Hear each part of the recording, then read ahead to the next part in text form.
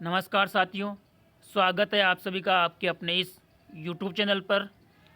साथियों, यहाँ पर मैं आज दिनांक 4 दिसंबर 2020 की महत्वपूर्ण अपडेट्स लेकर आया हूँ और इन अपडेट्स के माध्यम से यहाँ पर मैं LDC वाले अभ्यर्थियों के लिए और उसी के साथ साथ SI वाले जो अभ्यर्थी हैं उनके लिए एवं कॉलेज लेक्चरर की जो भर्ती हैं उस भर्ती के लिए जो फॉर्म भरने वाले अभ्यर्थी हैं उन सभी अभ्यर्थियों के लिए एक महत्वपूर्ण अपडेट्स हैं यहाँ पर। तो यहाँ पर जो जानकारी प्रोवाइड करने वाला हूँ इसके लिए आप वीडियो को पूरा देखिए और यदि आप हमारे इस चैनल पर नए हैं तो चैनल को सब्सक्राइब कीजिए, साथ ही साथ बेल आइकन प्रेस करना ना भूलें दोस्तों, ताकि आगे आने वाली जो भी अपडेट्स हैं आपको मिलती रहें। साथियों, सबसे पहले यहाँ पर अपडेट है एसआई वाले अभ्यर्थियों के लिए कि जिस प्रकार से एसआई वाले अभ्यर्थियों का इंटरव्यू होने के बाद में एक अंतरिम लिस्ट आ चुकी थी। उसके बाद में आरपीएससी द्वारा राजस्थान पुलिस संयुक्त भर्ती परीक्षा 2016 के लिए मूल दस्तावेज सत्यापन का कार्यक्रम रखा गया है। इसमें 7 दिसंबर से अभ्यर्थियों को यहाँ दे रखा है।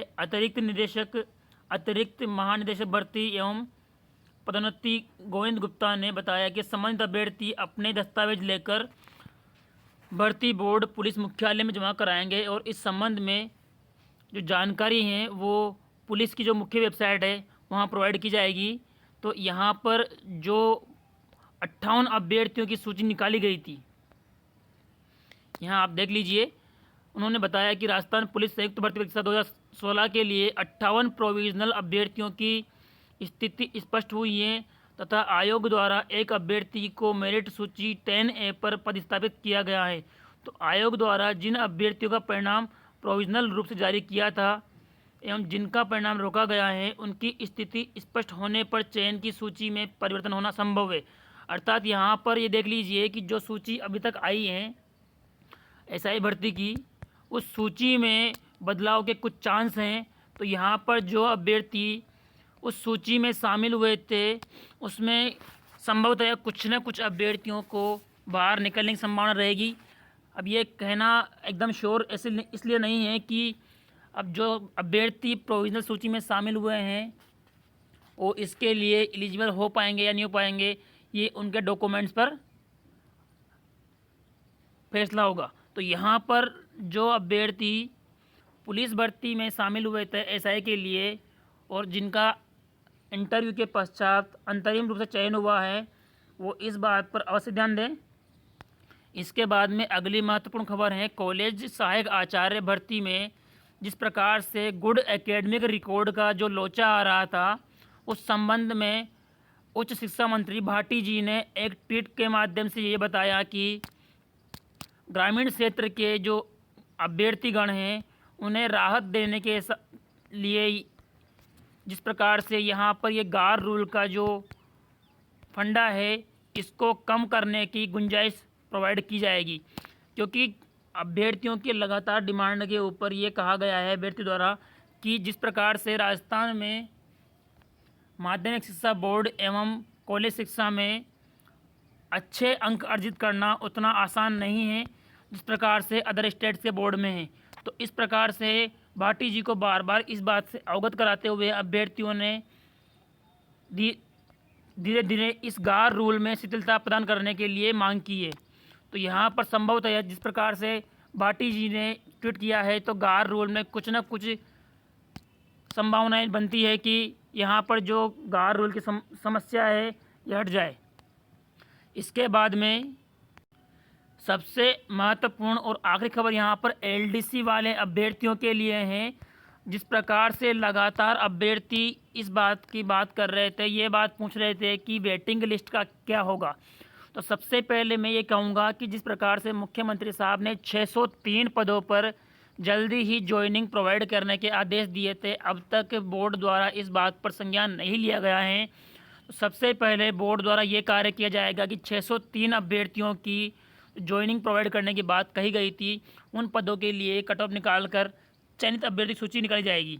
चयनित अभ्यर्थी की सूची निकालने के बाद ही वेटिंग लिस्ट पर गौर किया जाएगा।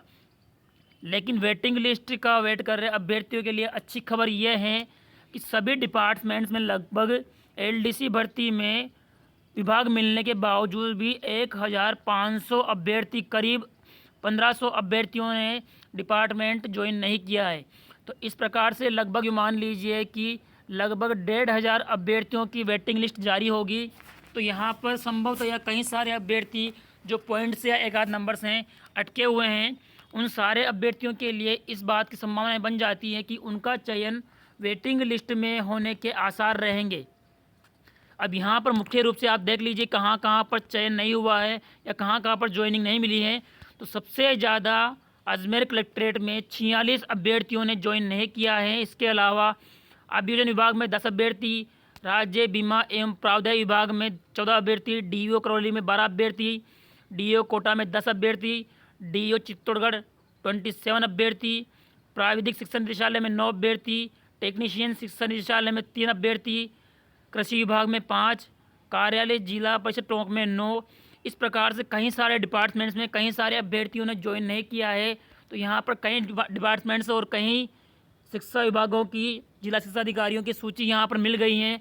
तो इस प्रकार से लगभग 1500 अभ्यर्थियों ने ज्वाइन नहीं किया है। तो इन 1500 अभ्यर्थियों की वेटिंग लिस्ट में कट ऑफ का क्या माजरा रहेगा, ये अपन को तब मालूम चलेगा जब 603 पदों के लिए रिजल्ट जारी हो जाएगा। अर्थात 603 पदों की जो कट ऑफ हैं वो जारी होने के बाद ही हम आपको 1500 वेटिंग लिस्ट की कट ऑफ के बारे में बता पाएंगे। वैसे आप मान लीजिए 1500 अभ्यर्थियों की वेटिंग लिस्ट आती है तो करीबन 2 से 3 मार्क्स का अंतर आने की संभावना रहेगी। अब ये श्योर नहीं कर सकते, लेकिन 603 पदों की कट ऑफ आने के बाद में लगभग 2 से 3 number category wise cut off कम होने के चांस रहेंगे। इसके बावजूद भी कम से कम जो पासिंग मार्क्स है वो होना अनिवार्य रहेगा। लेकिन संभवतः अगर 2 से 3 मार्क्स कट ऑफ कम होती हैं तो कई सारे अभ्यर्थी जो किनारे पर अटके पड़े हैं उनके लिए लाभ का सौदा होगा। तो यहाँ पर एक और बात दे रखी है कि आरपीएससी सचिवालय ने वेटिंग लिस्ट जारी कर दी है। हालांकि अभी तक उनको ज्वाइनिंग प्रोवाइड की या नहीं की इस बात का कोई खुलासा नहीं हुआ है, लेकिन ये मान के चलिए जिस प्रकार से उन्होंने झांसा दिया, ये बात कही है कि सचिवालय वो आरपीएससी ने अंडर 6 मंथ में वेटिंग लिस्ट निकाल दी थी। लेकिन अब तक सबॉर्डिनेट द्वारा 6 मंथ्स कंप्लीट होने वाले हैं, लेकिन 6 मंथ्स कंप्लीट होने के साथ साथ अब तक कोई भी वेटिंग लिस्ट नहीं निकाली है। तो यहाँ पर वेटिंग निकलने के आसार तो हैं, इतना तो पक्का हो चुका है। तो यहाँ पर जिस प्रकार से जो अभ्यर्थी वेटिंग का इंतज़ार कर रहे हैं, निश्चित तौर पर उनको जो पॉइंट्स में अटके पड़े हैं उनको एलडीसी ज्वाइन करने का मौका मिलेगा। तो बने रहिए हमारे साथ। और जिस प्रकार से 603 पदों की कट ऑफ जारी हो जाएगी उसके बाद ही हम आपको 1500 पदों की जो कट ऑफ है उसके बारे में जानकारी देंगे दोस्तों। और इस जानकारी के लिए आप सभी अभ्यर्थीगण लगातार हमारे साथ बने रहे दोस्तों। धन्यवाद।